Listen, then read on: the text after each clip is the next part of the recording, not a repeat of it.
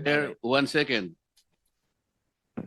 1 second. With the permission of Senator Estrada. Yes, please. So hindi mo kilala si Senator Jinggoy at hindi ka nagdala ng pera sa kanya. Hindi po. Kahit po kay Bryce, wala po akong dinalang pera. Okay. So talagang safe ka na. Please, continue.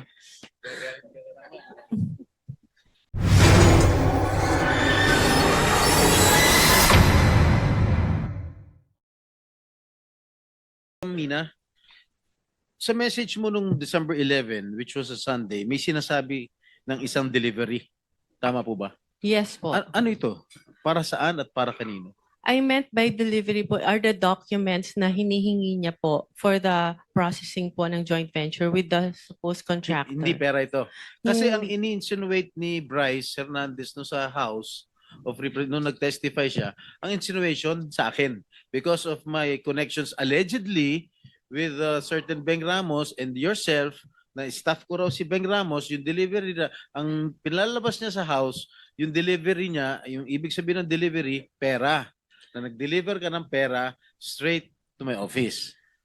Yun ang, Hindi po yun ang ganun insinuation yung... niya eh.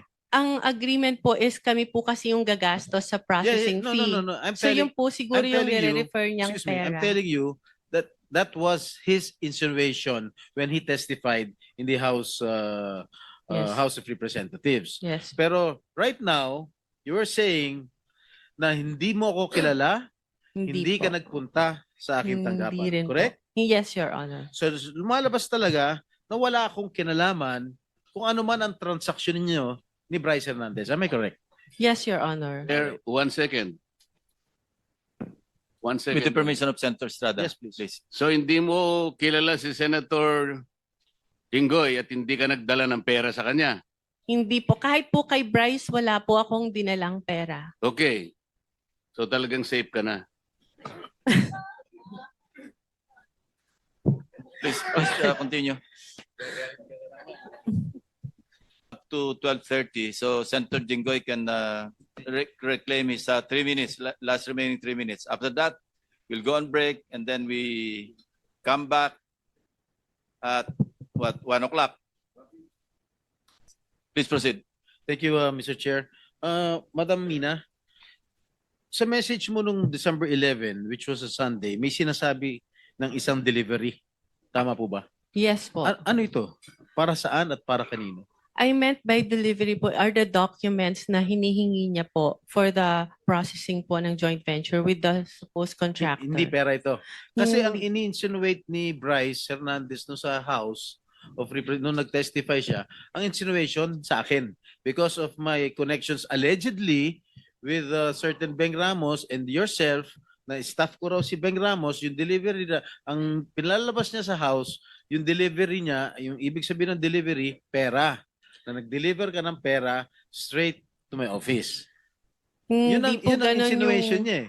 Ang agreement po is kami po kasi yung gagastos sa processing No, fee. no, no, no. So yung po siguro I'm yung telling you, nire-refer niyang excuse me, I'm pera. telling you that that was his insinuation when he testified in the House Yes. House of Representatives. Yes. Pero right now, you are saying na hindi mo ako kilala, hindi po. ka nagpunta sa aking Hindi tanggapan. rin po. Correct? Yes, Your Honor. So lumalabas talaga na wala akong kinalaman kung ano man ang transaksyon ninyo ni Bryce Hernandez. Am I correct? Yes, Your Honor. There, 1 second. 1 second. With the permission of Senator Estrada. Yes, please. So hindi mo kilala si Senator Jinggoy at hindi ka nagdala ng pera sa kanya. Hindi po. Kahit po kay Bryce, wala po akong dinalang pera. Okay. So talagang safe ka na.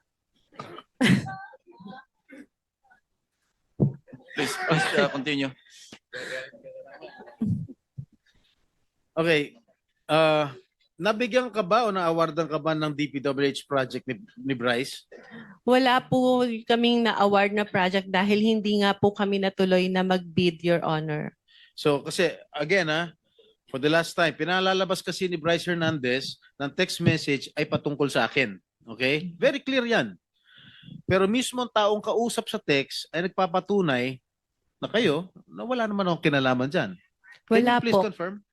Your Honor, ang usapan pa lang po namin is magkakaroon pa lang po ng joint venture para po mag-qualify po kami. And for that, sa ganyang pagkakataon po kasi, meron pa pong invitation to bid and hindi ko pa rin po alam kung ano yung project specifically dahil nga po over the phone lang kami nagkakausap. That's why I want to send a staff para po mas malaman mabuti ano ba yung project na sasalihan po namin na for the joint venture agreement. Before you proceed, Senator Jinggoy, the committee welcomes DOJ Secretary Crispin Boying Remulla to the Senate. Thank you. Thank you. So, tapos na ako sa'yo, Madam Mina. Tiga Sambales Nice ka pala? to meet Tiga you, sir. Sambales ka? Opo. Lumaki ka Sambales? Yes po. Marunong ka magsalita? Opo. And to add po, my father is also a public servant for more than half of his life and he's known to be incorruptible. Kaya ang sakit po na madrag talaga yung pangalan. Tanda mo Manambali? Yeah po. Okay. Anyway, for the record, Engineer, I'll be asking questions to propound questions to Engineer Hernandez. Mr. Are you Vice done Chairman. with Miss Mina? So we Yes, can I'm excuse her? Yes, please. Unless other members will be asking questions pa. Wala naman. Okay. So you cannot leave yet. Mr. Bryce Hernandez, hindi tayo personal magkakilala. Do you confirm? Yes, Your Honor. Ni minsan ay hindi po ako tumawag sa iyo, nag-text message sa iyo, nag-message. Tama ba? Yes, Your Honor. Sinabi mo sa testimony mo sa house na binigay mo ang pera kay D.E. Henry Alcantara at siya ang nagsabi sa iyo na bibigyan daw niya ako. Is this correct? Wala pong specific na sinabing ganon, Your Honor. Pagkatapos mo ko dinurog sa house ngayon, wala ka specific na sinabi. Yung dito po Hindi. kay... Pakinggan mo muna ang tanong ko, Mr. Bryce, ha? Sabi mo sa testimony mo sa House of Representatives na binigay mo ang pera kay D.E. Henry Alcantara at siya ang nagsabi sa iyo na bibigyan daw niya ako. Is this correct? Tungkol po dun sa 2025 projects. Opo. Okay. Hindi po dun sa 2022. Mr. Bryce, you mentioned the name or names of Senator Estrada and Senator Villanueva. Is it Senator Estrada twice on 2 occasions sa House? Yes po. One, 10:40 a.m. Sinabi mo, Senator Jingo Estrada,